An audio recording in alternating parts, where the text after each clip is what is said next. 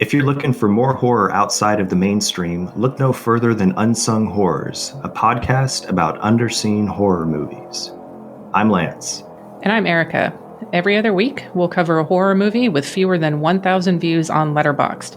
We'll even give you double feature recommendations to pair with the movies we discuss. From gothic to shot on video, from slashers to comedies, from giallo to J-horror, we'll cover all the subgenres. So join us as we unearth these hidden gems of horror. Follow us on Instagram, Twitter, and Facebook, all at Unsung Horrors, available wherever you listen to podcasts. And part of the Someone's Favorite Productions podcast network.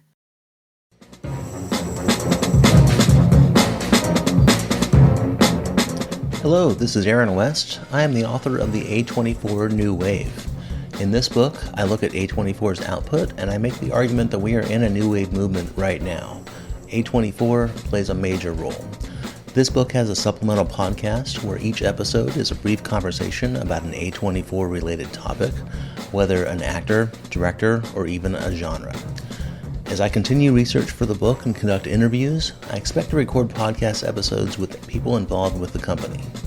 You can find the podcast at cinejourneys.com or wherever you find podcasts, and we are proud to be members of the Someone's Favorite Productions podcast network.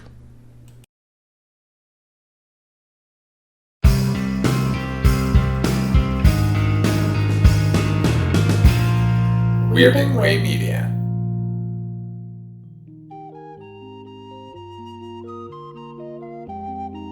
Night, Mr. Walters. You see that guy over there? No, he's an actor. The guy on the phone? He's a prize fighter. Me? I'm a cab driver. I'm the only cab driver in this place. Good evening and welcome to Night, Mr. Walters, a taxi podcast. I'm HP, your co-host, and with me, as always, is my co-host, Father Malone. Father Malone, how are you this evening? My way or no way, HP. My way or no way. My way or no way. We will get into that a little bit, that moment in this episode. We're talking Taxi Season 3, Episode 3, Fathers of the Bride. This was written by Barry Kemp and directed, you guessed it, by James Burrows. Reminder, we're doing these shows in broadcast order and not in order of filming. We kick things off, Father Malone, with a great B-roll of Judd Hirsch walking into the garage at night. I can't recall ever seeing this before. Have you? No, this is all new to me. And I actually had a question because it looked to me like it was Alex Rieger. But when we cut into the garage, there's a guy there's an extra wearing a flannel shirt walking past. And it very well could have been him. I'm pretty sure it is Judd Hirsch. I think it is him walking in. Although I didn't match what he was wearing there with what he eventually emerges wearing. He could very well be wearing something totally different. You thought it was a flannel getup? It looked that way to me, but I don't think even if it was him outside and then again inside, if the outfit was going to match. I don't think they cared about that. When they cut into the garage, they cut to some other extra after having followed that guy into the garage from the exterior. So it's like it's only natural visually that that's the guy we were following. It does follow film logic, I think, what you're saying. But so we cut inside the garage, like we said, and Tony and Bobby are sitting and commiserating at the poker table. Side note, did you notice, Father Malone, how feathered and luxurious Tony's hair is in this opening shot of this episode? It's bizarre. Suddenly he's inherited the mane from Bobby, and Bobby's got the tight, sort of preppy, trimmed look. Did you notice that? It's all feathered. Yeah, I did. I don't like it. I don't like any of the style now that we're in the 80s. Yeah, we're in for some bad stylistic choices, I think, and this is another good example of that. But we have broken the denim curse in this scene. I will say that. So we've only got Banta, Bobby, and Iggy wearing the blue in this sequence. So Clark Honus is off the costuming department finally. Well, he's been demoted, maybe. Maybe. There's a bit of a vaudevillian exchange between Tony and Bobby. Tony is relating the monotony of his life. And Bobby... it's the best. You got the loser life. Switcheroo. You weren't expecting that one. It's about how monotonous and, like you said, it's a loser life. And Bobby sympathizes and says, I know how you feel. And Tony says, hey, what are you talking about? I got it made. Clearly, the simpleton is enjoying the simple life. Bad joke, bad character moment. I'm not sure why they kind of threw that in. The scene didn't need it, and it has no bearing on anything that's on any of the events that are going to transpire here. Well, they got to get them in here somehow. They're not going to feature for the rest of the episode. At that point, Alex walks into the garage from outside and asks Bobby and Tony if Louie's got cabs for them yet. Another side note. I thought that Alex, well, he's wearing a blue shirt and a blue vest. I thought he kind of looked like a second-rate Han Solo in this getup. Did you kind of notice that as well? It's a weird outfit for him. I hadn't really thought of him in galactic terms, but yeah, you're right. Every time I see somebody in some sort of a button-down shirt situation with a vest, because you never see that. No one ever wears that anymore. You automatically put a Han Solo. And the only time you ever see people wear vests these days is because it's like a Columbia, like a puffy vest, like a Marty McFly situation. But rarely do you see somebody wearing an actual like vest, a dress vest over a button-down shirt. So my mind always goes to Han Solo. Well, I might be a little bit more inured to it because I live in Las Vegas. So lots of servers and casino people have a vest with a collared shirt. So they're not all Han Solo. But they're wearing vests, but they're probably buttoned, right? They're not, the vests aren't open and hanging open. Well, the cool ones are. So seemingly out of nowhere, Louis asks Alex how his daughter is. If eagle-eared listeners to this podcast will remember the premiere episode where Alex has an estranged daughter. Suddenly she's back in the picture. Louis asks about Alex's daughter, and Alex kind of reflexively answers, oh, she's fine. I haven't talked to her in a while. But then Alex reacts a little bit suspiciously at how normal the question he's being asked is from Louis. And Louis kind of plays it off. It was terrifically suspicious. Come on. It's very suspicious. And I think Louis has a newspaper in his hand. And suddenly there's this bit where he's trying to chase out a cockroach. So he emerges from the cage with this newspaper. And Louis keeps pressing Alex on details of his daughter. And it's clear that something is up. And Louis alludes. Before we get there, Louis steps out of the cage, still talking about the cockroach, looks over to Reverend Jim and says, looks like you, Iggy, but it's the worst ADR line I've heard in the entire run of Taxi up until this point. It sounds so much like Danny DeVito standing in a booth going, looks like you, Iggy. I noticed that too, Father Malone. There's a few ADR moments in this episode and the next, and I don't know how to account for it. Maybe just some technical issues, but maybe it is bothersome. James Burrows is just fucking honking, laughing throughout the entire scene. He does do that a lot in the next couple of episodes. Louis keeps pressing, like I said, Alex on details of his daughter, and it's clear that something's up, and Louis alludes to having some heavy news for Alex. Louis insists that he tell Alex, quote, his way, and he even kicks out Tony when Tony is kind of eavesdropping on the conversation. Every once in a while, Father Malone, we get more human Louis, where he doesn't really have an agenda here. Another episode might feature Louis taking great delight in this terrible news that he has to share with Alex. But for some reason here, he's the concerned, worried Louis. And I'm not really sure how to reconcile those two sides of his personality. Well, top of my notes, surprisingly sensitive Louis, ! And I agree with you.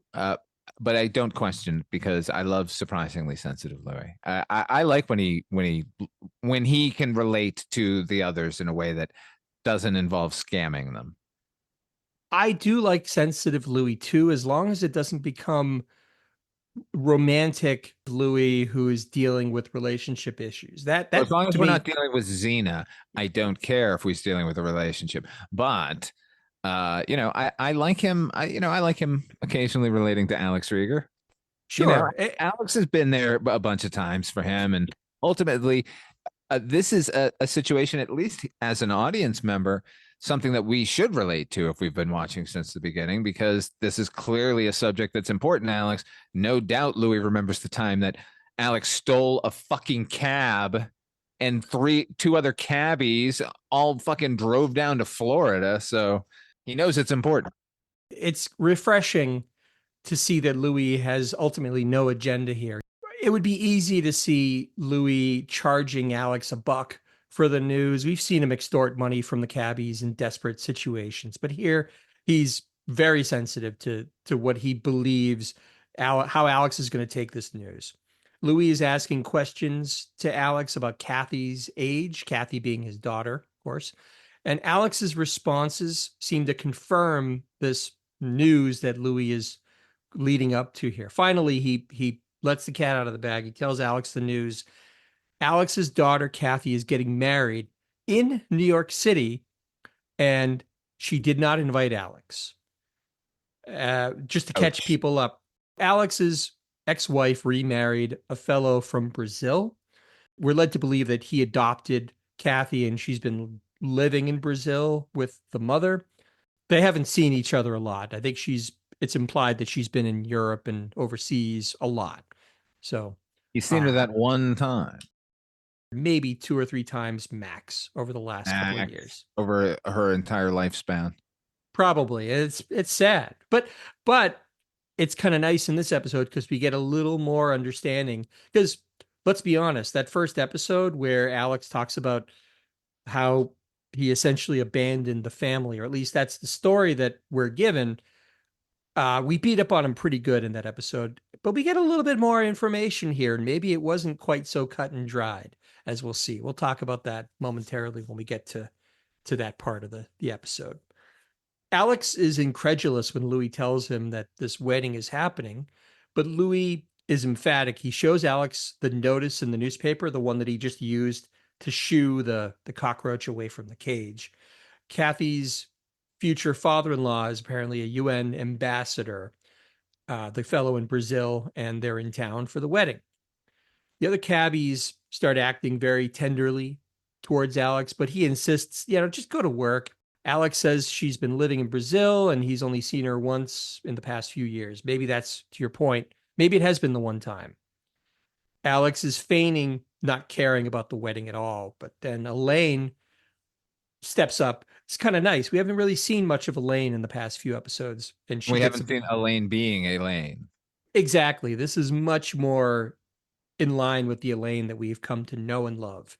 She figures to Alex, maybe the invite got lost in the mail. She tells Alex, call Brazil to straighten it out, to which Alex is incredulous. Do you know how much it costs, he says, to call Brazil? This is funny to me because this is back before cell phones, obviously, where you had to make a long distance call, Father Malone, and it cost a lot of money. Do you remember those days? A lot of money. And what's crazy is Elaine starts pushing here. Call her right now. What? Do you have a fucking pocket full of change, Elaine? Is your purse filled with nickels and quarters? Because it's going to be a lot. So I have a little bit of a figure here of long distance rates in 1980, Father Malone.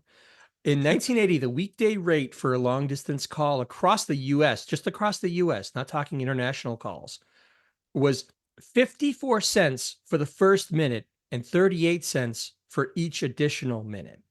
So, Oof, that's pretty hefty.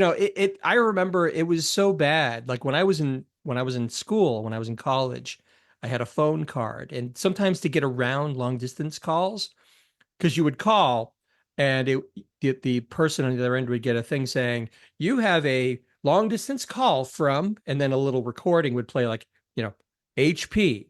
Sometimes I would just say, yes, it's HP. Call me back, Mom. So they would get the thing and it would say, you have a call from, this is HP. Call me back, Mom. And I wouldn't have to actually complete the call.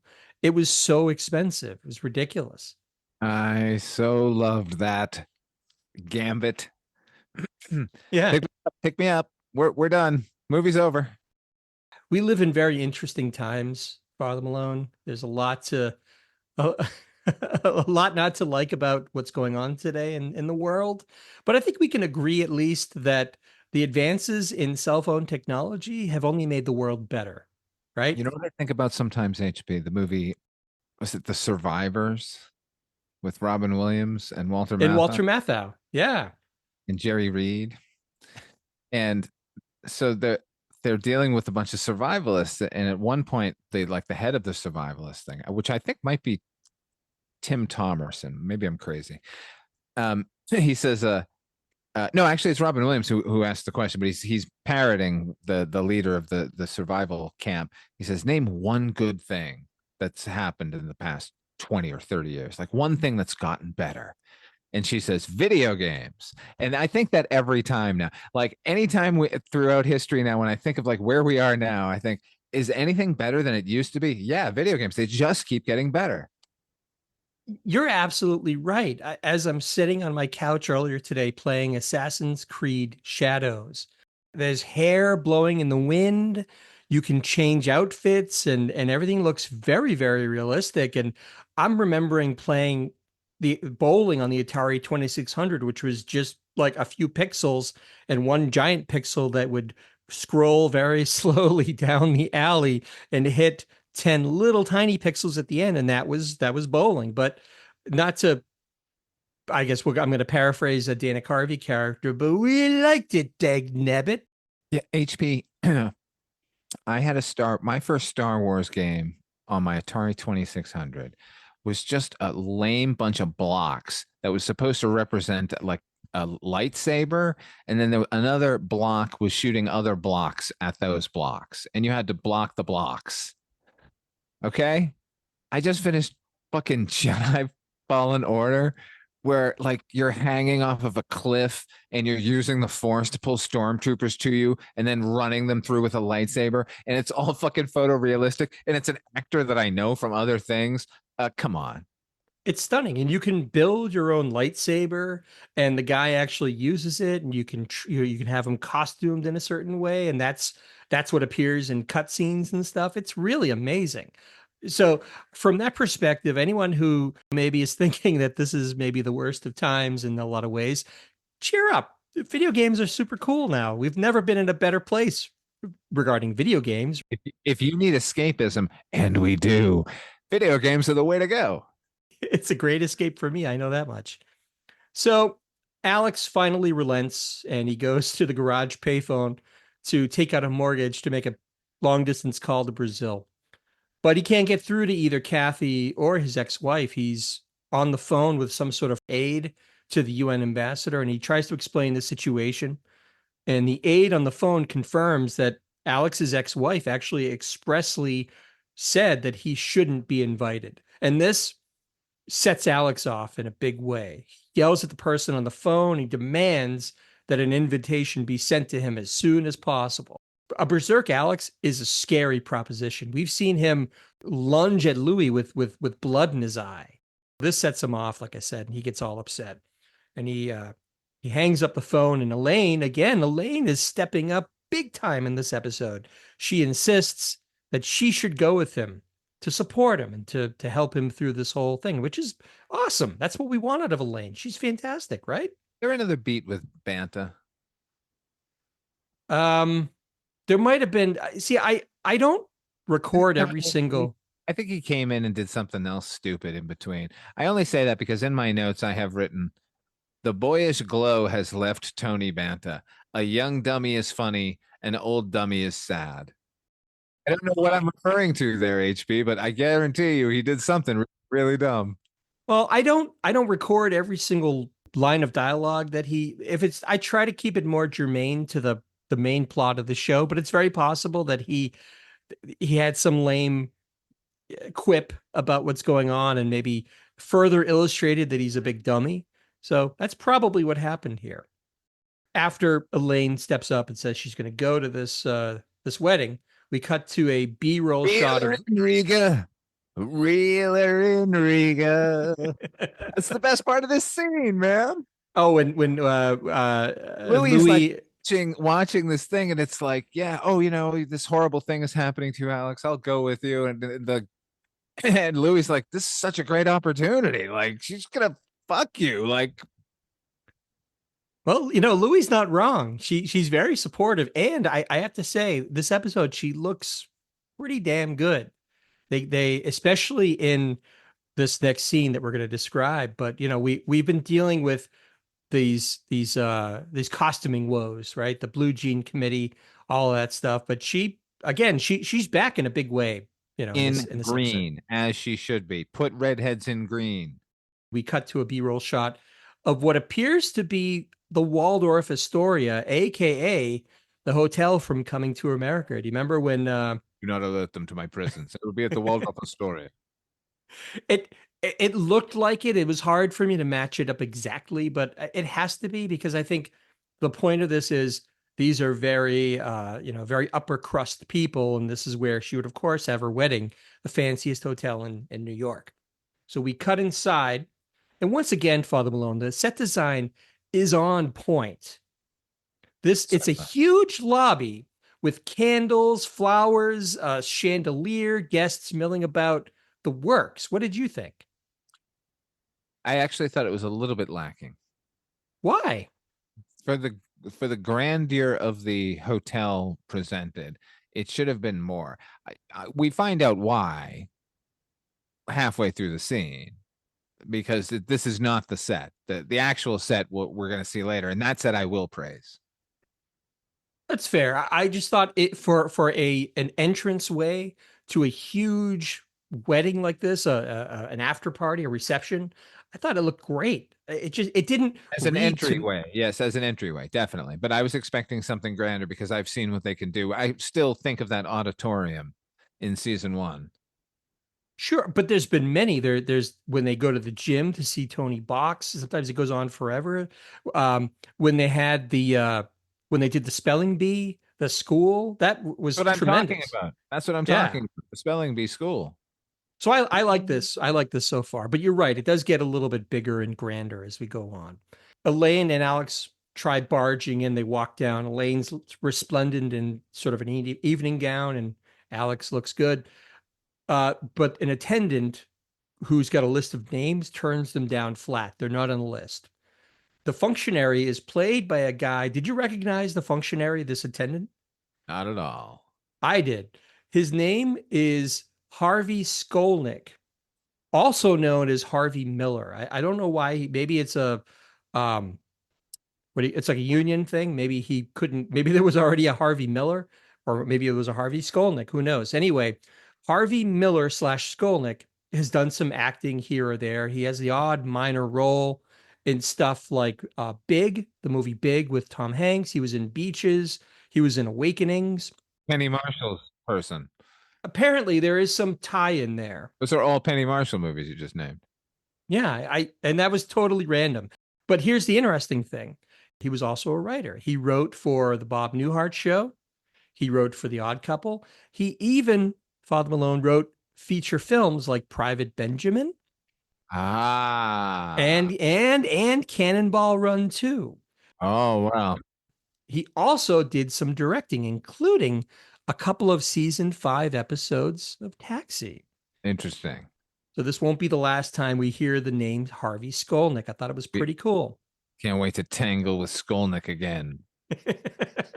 Wasn't that the last name of the Revenge of the Nerds? Wasn't it Louis Skolnick? Louis Skolnick. Yeah, that's in my mind. I'm going, why do I know it? Why do I know it? Yeah. Fucking nerd. It's a very nerdy name, I guess. This attendant gives him says you shall not pass. Alex starts loudly protesting, and here's where Elaine really, shows her. Alex is protesting. Elaine takes Alex aside and says, "I'll handle it. Don't worry about it." So naturally, Father Malone, she turns on her seductive charms on this attendant. She does it. She does this weird bit where she blows out a cigarette lighter.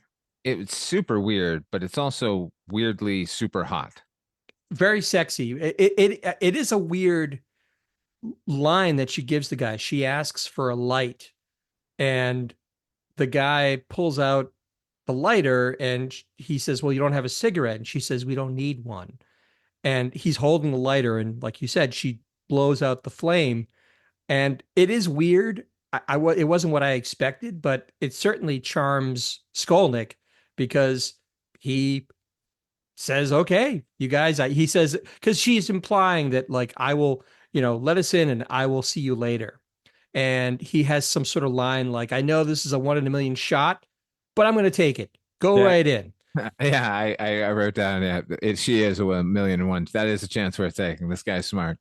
He's very smart. And the guy for being like a writer slash director slash bit actor, he's good. I liked him in this. I thought he was funny.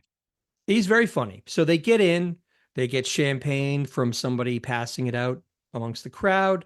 Elaine and Alex talk about his marriage a little bit. Here's where we get some insight into why the marriage broke up. Here's where we get a wonderful Elaine moment, and I'm glad she said it because everyone probably thinks it. I just thought you were a creep. It was your fault, Alex. Obviously, that's what she said. I thought you were a creep. Cheated on her, some fucking thing, like Yeah, Elaine, like you said, figured that he couldn't commit to a family, that he was just some creep that couldn't hack it. But Alex says, and I guess we're getting a one-sided version of this, but if we're going to take him at his word, he says his ex-wife walked down on him because she thought he was a failure. So I guess maybe we should have a little bit more sympathy for Alex. It wasn't like he did the mental calculus and decided to leave his family. It sounds like the wife just decided, I'm out of here. So, a little more sympathy for Alex, I guess. Alex looks over and spots his ex-wife Phyllis in the receiving line. She looks all frumpy. She's in an ill-fitting dress. She looks a little overweight. I guess we're supposed to believe she's overweight. The moo they've put her into is supposed to imply that she's overweight. It's a plot point that she's overweight. They use it as an intro to get these two alone, really, and to sort of open up about their relationship. Here's what I'll say about it, though, HB. When they first cut to her, I didn't think she was fat at all. I just thought, oh, it's Louise Lasser.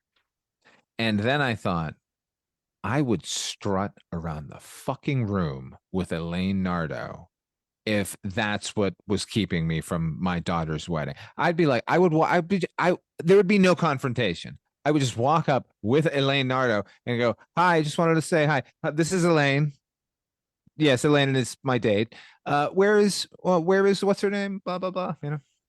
There's an element of that. He doesn't necessarily show her off like that or try to get under her skin. But we'll get to this, but when he introduces Elaine, or she introduces herself to Phyllis, Phyllis is like, what?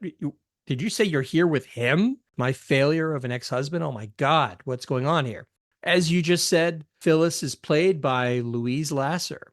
I think if you're under the age of, let's say 50, you probably wouldn't even get this reference. She was mainly known for a soap opera spoof called Mary Hartman, which I used to see.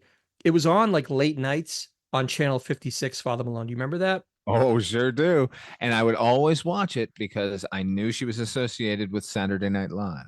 Mary Hartman made her a household name in the 70s, late 70s, and which led to her hosting Saturday Night Live in those early days. But apparently her erratic behavior during her hosting gig led her, supposedly, I don't know if this is true or not, but legendarily, she was the first person banned from SNL. Did you ever hear that story?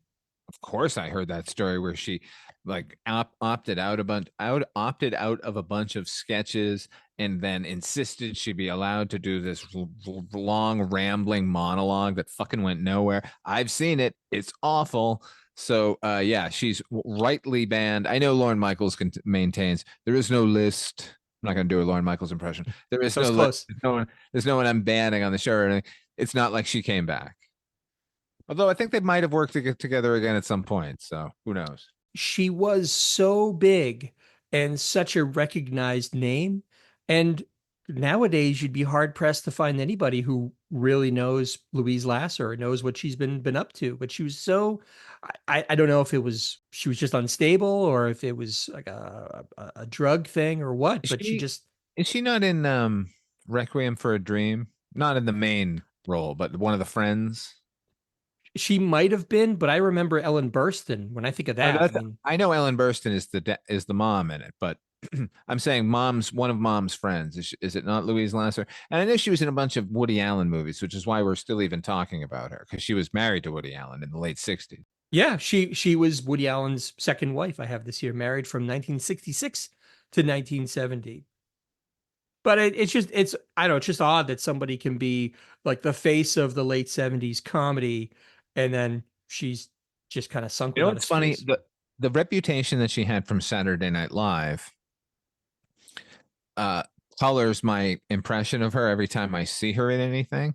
And so it takes a while for me to appreciate that she actually is a good actress and she is bringing a lot to whatever she's in. There's always this moment of fuck you and that bullshit you pulled on Saturday Night Live before I can sort of get into Louise Lasser and what she does. Having said all of that, she's really good in this. Oh my gosh, great. Her comedic abilities and her timing are spectacular. She's really good in this, and she pairs. We'll talk about this when we wrap up the episode, but she pairs really well with Judd Hirsch. It's like you really believe that they have a history and that they were married at one point. It's a wonder to behold at times. Alex's daughter spots Elaine and Alex and runs over, gives Alex a big, huge hug. She says she's been looking all over. By the way, this is Martin Balsam's daughter, is again playing Kathy. I don't recall her first. Do you remember her first name? Name is Talia Balsam, and I want to make amends here because when we watched the pilot of this particular television series, you and I were like, Talia Balsam, who's she? Ha ha ha. Well, you know who she is. She's Mrs. Roger Sterling on Mad Men, and she's Mrs. Roger Sterling in real life. She's married to John Slattery. And now that I'm over on Midnight Viewing, we've been covering Tales from the Dark Side. She showed up in an episode of Tales from the Dark Side. And she's really good at that too. So apologies for acting like she was a nobody in the pilot. It turns out I love Talia Balsam, and that's on me. So we've got another Venn diagram here, Father Malone. We have Taxi, and we have Tales from the Dark Side, and we have Mad Men, and clearly the middle of that Venn diagram is where you live and where she does her best work, apparently. So that's great. Wait, and who is her mom? I just heard an interview with her mother. Talia Balsam's Talia mother? Balsam's mother is a fucking famous actress. Let me hold on. I'm going to cut It's this. Joyce out. Van Patten. Oh, yes. Joyce Van Patten. Was she a Van Patten by marriage or by Oh, that's her brother. Dick Van Patten's her brother? Yeah, Dickie. Oh, Dickie. Okay. Who, this is such a sidetrack, but he featured fairly prominently in the Robert Evans book, The Kid Stays in the Picture. I have a hard time reconciling the idea of Dick Van Patten from Eight Is Enough, like out on the town as a young man, like with Robert Evans, this like Lothario. Did you find that as well interesting? Fascinating, yeah, but like not without the realm of possibility. Like everyone, I'm sure, was wild back then. So Kathy says she's been looking all over for Alex. She's afraid that he didn't make it to the wedding. Elaine remarks how beautiful Kathy is and kind of mentions that they couldn't really see her that well from their seats. This also sets off Kathy. She says, well, what do you mean? And Elaine says, well, they could only sit way in the back because they couldn't find seats anywhere else. And Kathy says, well, wait a minute. You were supposed to be in the third row on the aisle. And furthermore, she wanted Alex to be in the reception line with the rest of the wedding party. So this is all puzzling Kathy. And she's now pretty upset by this mix-up. Like, how could this happen? They didn't get to where they were supposed to be for the wedding. But Alex, being the trooper, plays it off like it's no big deal. He just wants to kind of get past it. Kathy leads. She doesn't want to ruin her wedding by letting her know that her mom is a fucking nightmare. Kathy leads Alex over to the rest of the wedding party and the receiving line, which elicits an embarrassed, oh my God, from Phyllis. We're getting the idea that she's very self-conscious. She wants to hide, physically hide. Right. She's old and fat now. That's what we're getting. I mean, we'll get there, but yeah, she does. She's particularly with fucking Elaine Nardo on his arm, but yeah, she doesn't want to be seen by. She wants to have gone out on top, which she did, right? She stepped out on Alex because he was a fucking loser. And then she went out and she had the whole big life and she got to feel superior to him. And now just physically, she feels like at her worst. which is understandable because she like you said, this isn't the image she wanted to present to Alex after not having seen him for the better part of 18 years. However, boy, is it fucking petty to forbid him from going to the wedding of his only child, his daughter, who it wasn't his choice to break up the family. She's the one who left him. So I gotta say, like, as much as we were bagging on him in that first episode, boy, I can't believe what she fucking did. That is so petty. That's so mean. Yeah, as I said, I would have walked in with Elaine, gone over, said hello, said, "This is my date. This is what I'm up to these days. And you and I are going to have a conversation after this wedding." And because it is unconscionable to keep him away from the daughter's wedding, particularly when we discover that the daughter wanted him there in the front row on the reception line, as much a part of the entire affair as possible. Now, having said that, the daughter could have called at some point in the weeks and months leading up to this wedding. "Dad, did you get your invitation? It's important that you be there." And guess what? It's in New York. I'm assuming she must have come into New York at some point to scout out the location, do a rehearsal dinner, all of that stuff that goes into having a wedding. She's played a lot more naive, I think, than she probably should be. She's not a little girl. This character version of the character should have been in the pilot, because she's really street smart and like, "Listen, now you're a stranger to me. Like, that was the character we were getting there. And here, you're right, she's naive for no other reason than they need her to be, to make the A plot happen, which is the story between Alex and Louise Lasser. She's really nothing more than a vehicle to get Alex and his ex-wife in a room together hashing things out. She doesn't really serve any other purpose when you really Can I think just about say, it. I wrote in my notes, poor Talia Balsam, just shuffling people from one plot point to the next. They may as well have called the character Shoe Leather, because that's all she does. She's shoe leather from one part of the show to the next, one plot point to the Dad, next. Mom, where are you? I harped on this in the first episode, but again, she's been living in Brazil for 18 years. When Kathy introduces Alex to her new father-in-law, she uses English. Wouldn't she maybe throw in some Portuguese? Like, she should be almost a native Portuguese speaker at this point. I think I it don't would have know. been wonderful to have them have an exchange in Portuguese with one another. There could have been some comedy there where Alex is kind of kerfuffled at having to, like, maybe he says something in English, he's overly formal. There's Or opportunity there. maybe he looks at Louise Lasser and she says, I don't understand it either after all these years. Yeah, something. It was an easy thing they could have thrown in, but they don't. I don't really know why. Because there's a lot of lame humor elsewhere in the episode that they could have just done away with. Phyllis awkwardly greets Alex, and Kathy confronts her mother as to why Alex and Elaine had to sit so far away. And Phyllis evades the question and basically kind of shoos her away. And now it's just Phyllis and Alex talking. And Phyllis greets Alex, and Alex angrily confronts her about the non-invite. Like, how could you do this?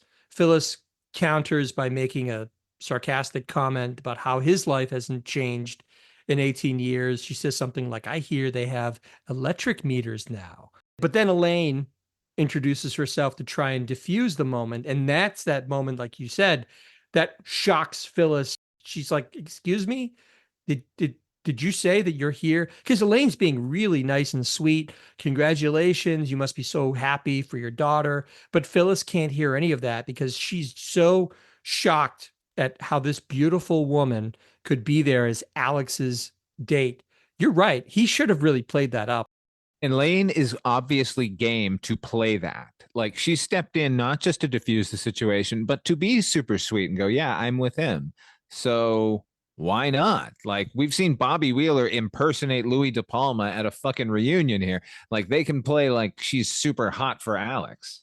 This is old hat with this show. She should have played it up to the hilt and really made Phyllis feel like, wow, not only am I here, I'm frumpy, I'm overweight, I don't like how I look or how I feel, but my ex-husband, who I thought was a loser, look at him now. She's beautiful, she's smart, she's funny, but they didn't do that, whatever. They should have come in with it. And let me just say one thing before we move on, that when Elaine and Louise Lasser are shaking hands, Louise Lasser's pocketbook like it transfers off of her arm onto Elaine while they keep shaking, and it's clearly unexpected, but Marilu Henner manages to snap it back onto Louise Lasser's arm before she lets go, and it's the best bit of physical comedy in the episode, and it's obviously completely unscripted. Wow, I love moments like that. I did not notice that. That is, Father Malone, you're a marvel. I don't know how you notice these things in the midst of so I much just love happening. Marilu Henner, obviously. Elaine goes away. She's going to get more champagne or something. Alex and Phyllis continue to go back and forth about why he wasn't invited.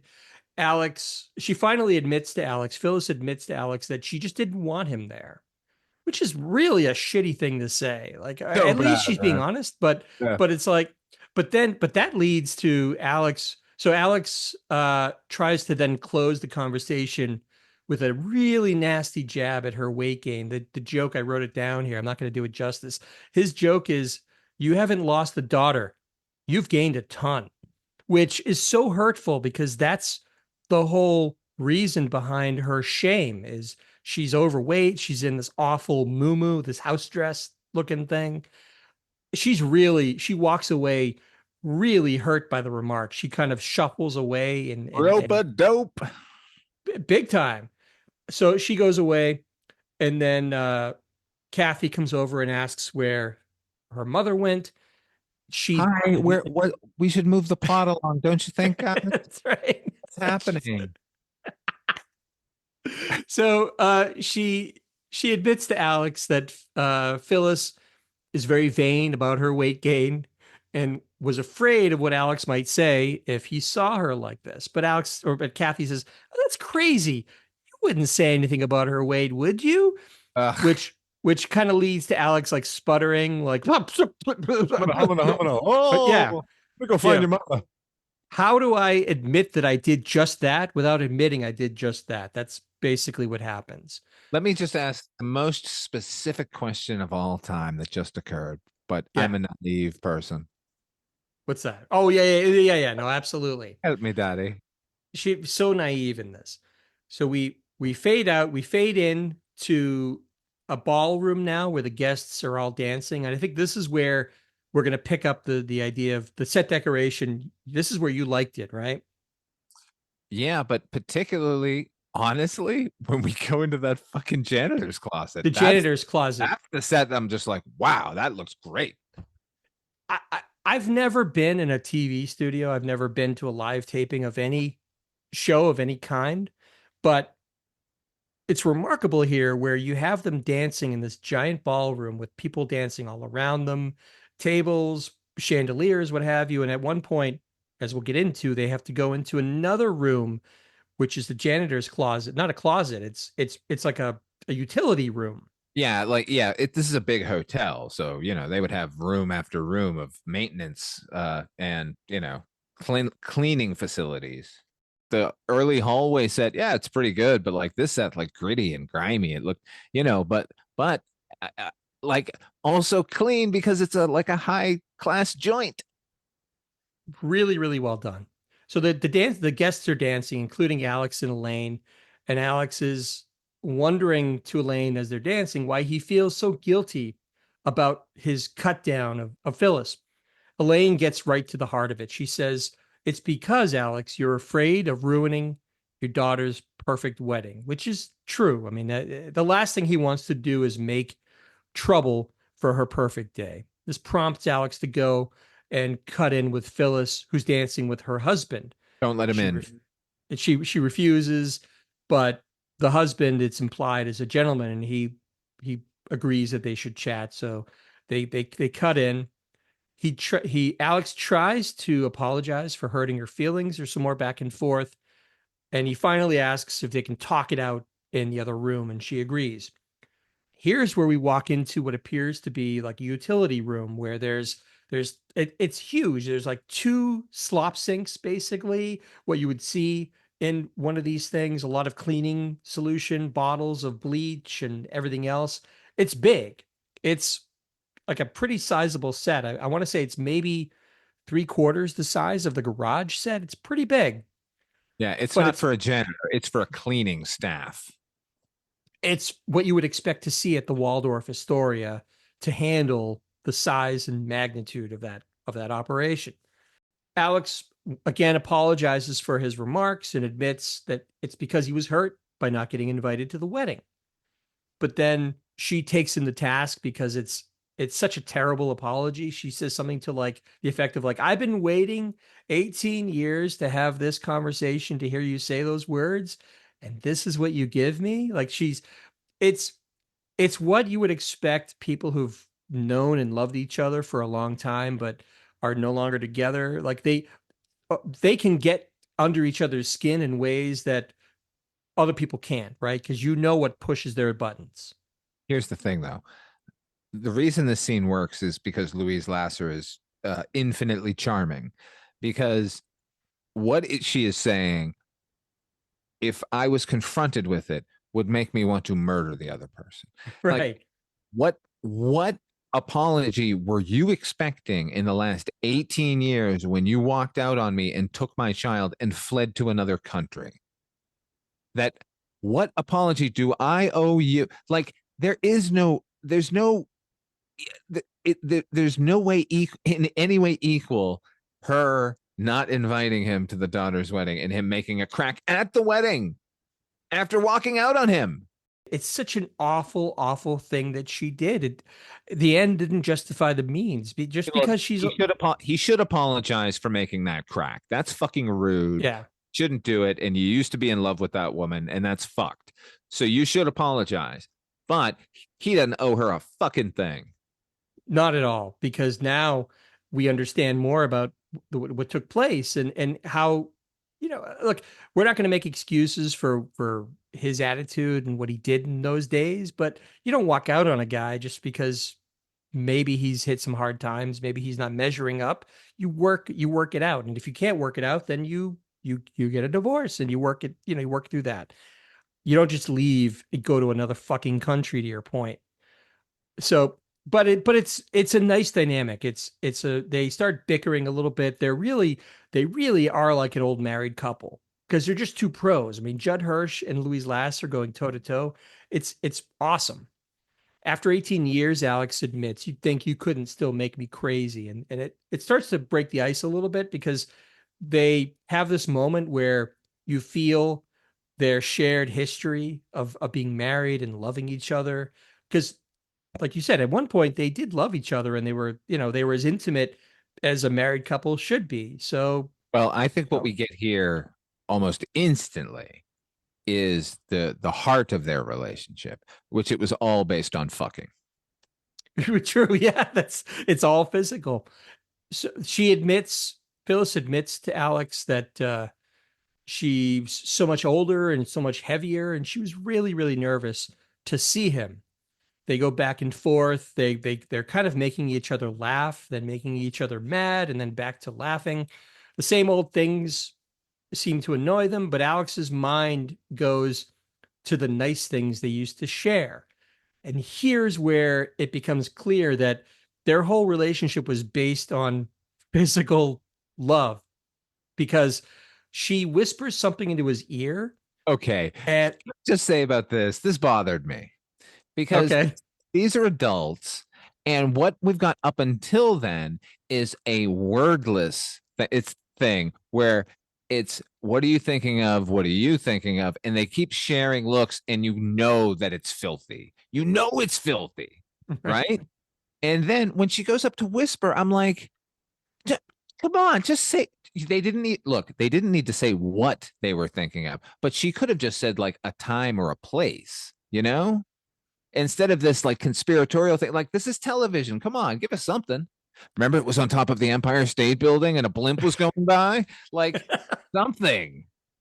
That's a very good point, because they've already, like you said, they've kind of had these glances, and it's implied through their conversation what what kind of gets them going. So I guess it's a little over the top. I kind of liked it. I don't know, because it's sweet.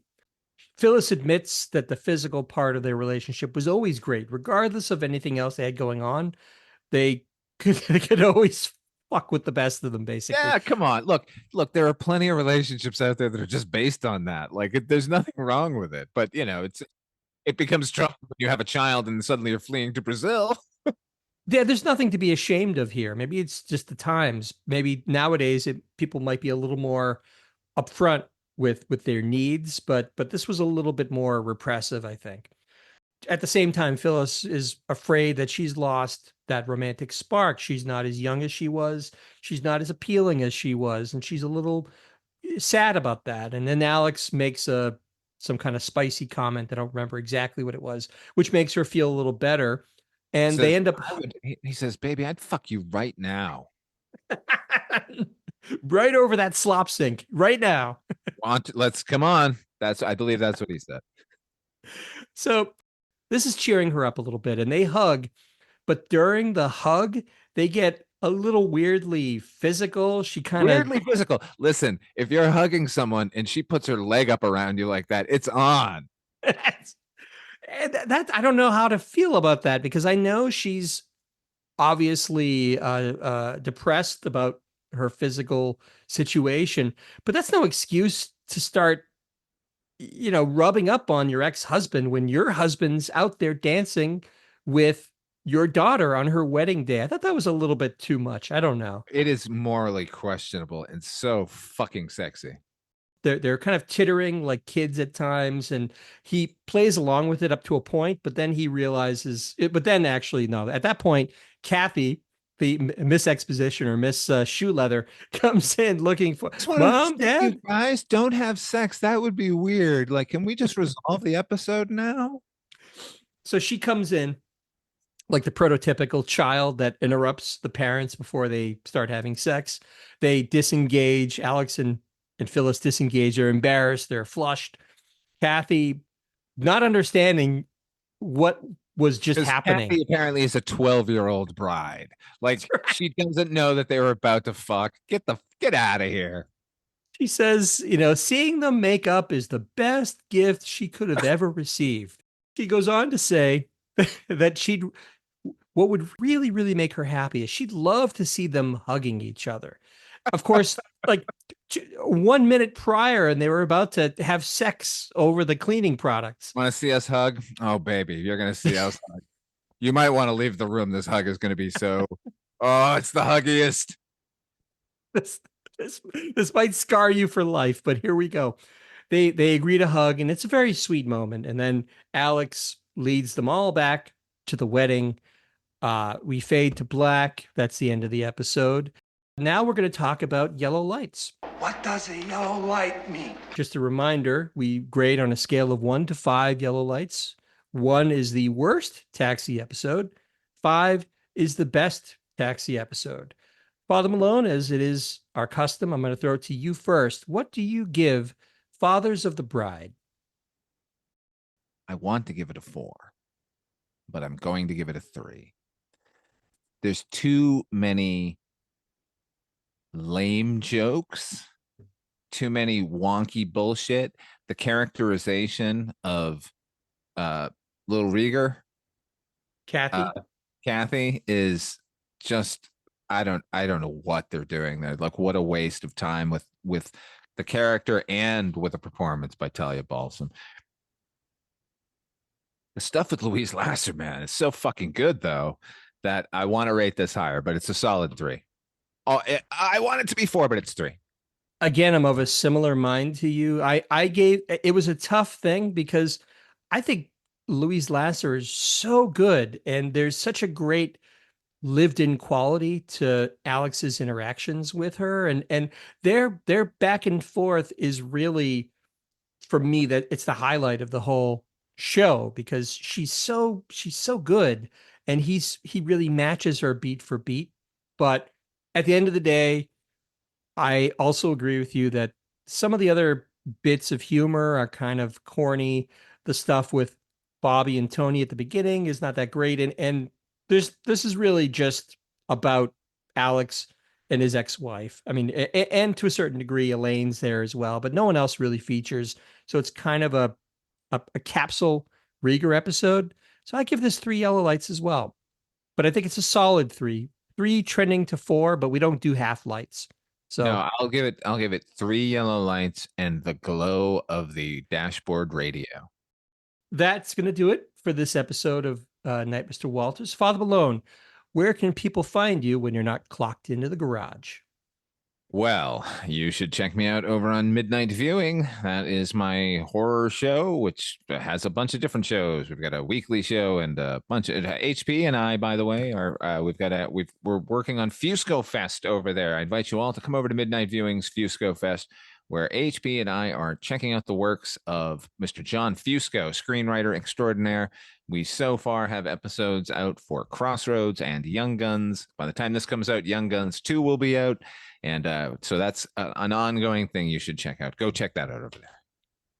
Fusco Fest has been such a delight for me to do, Father Malone. Hopefully that comes through in the episodes, in our discussions, because it's so fun to go over these movies that I loved, but hadn't really thought about in a long, long time. And now getting back into it and realizing these are some really, really well-made movies. These are awesome. Crossroads, Young Guns 2, Young Guns. We're really getting into it. So please check that out. As for myself, you can hear me. I also do the Noise Junkies music podcast. That's been fun. I also am an occasional guest on the Culture Cast with Chris Dashew. And I also have a Bandcamp site, hpmusicplace.bandcamp.com. Got an album up there called Wired and Waiting, which was great fun to work on, and hopefully you guys would enjoy it. Check that out. It's free to listen to. No reason not to check it out. So that's going to do it for us. Thank you so much for listening. Please feel free to subscribe to the podcast, write a review, rate us, whatever. We'd love to hear from you in any manner you choose. For myself and for Father Malone, thanks again for listening, and we'll see you all again next time.